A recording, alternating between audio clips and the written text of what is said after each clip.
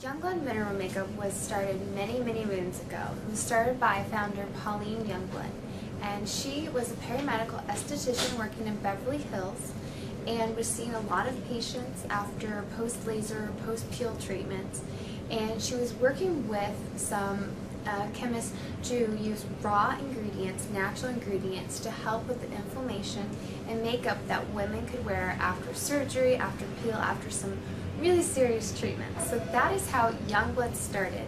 So it started with the mineral makeup. So I have the foundation in my hand, the liquid brush, compact shadow, and I would say that Youngblood is a very elegant makeup line. I mean, everyone that puts on the foundation, it is a very light, smooth feeling. So this product line, this makeup line, was originally started to help people that have had trauma and surgery and peels to be able to wear makeup. So very pure ingredients.